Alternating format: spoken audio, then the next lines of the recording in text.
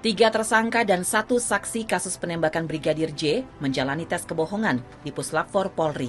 Para tersangka ini adalah Putri Chandrawati, Ricky Rizal, Richard Eliezer, dan Kuat Ma'ruf, serta 1 saksi yakni Susi, mantan asisten rumah tangga keluarga Ferdi Sambo.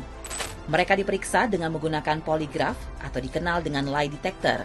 Poligraf adalah alat untuk menguji kejujuran seseorang melalui reaksi tubuh. Poligraf juga dikenal sebagai psychological deception detection atau pendeteksi kebohongan seseorang melalui gejala psikis yang membangkitkan reaksi fisiologis atau reaksi tubuh. Puslapor Bareskrim Polri memiliki alat poligraf yang telah diakui oleh Asosiasi Poligraf Amerika.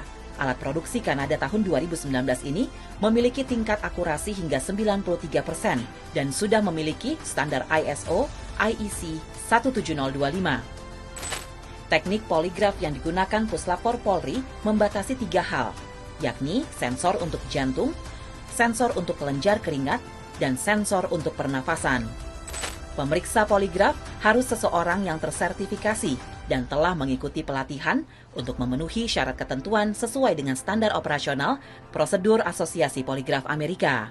Saat pemeriksaan poligraf, ada beberapa kriteria yang harus dilakukan, yakni pemilihan metode atau teknik pertanyaan yang akan dilakukan.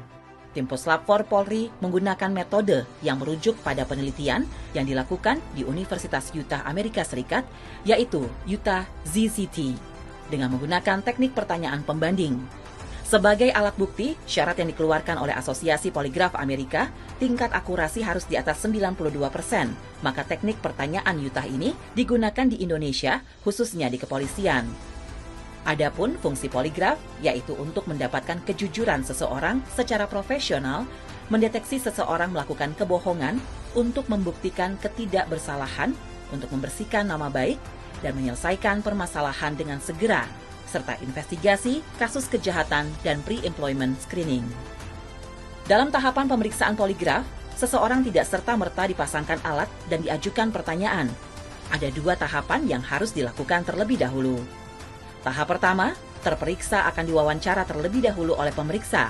Wawancara ini bertujuan untuk memastikan kesiapan subjek secara jasmani dan rohani, membangun hubungan untuk menyamakan bahasa dan empati, mengetahui latar belakang sosial terperiksa, menjelaskan prinsip kerja alat. Pemeriksa kemudian mempelajari terperiksa dan bahasa tubuh terperiksa, menyamakan persepsi kedudukan kasus, dan mempersiapkan pertanyaan dalam tes. Setelah itu, baru dilakukan pemeriksaan poligraf. Namun sebelumnya, pemeriksa akan menanyakan kesediaan terperiksa untuk dipasangi alat poligraf. Ini merupakan prosedur yang dilakukan dengan tetap menjunjung prinsip hak asasi manusia.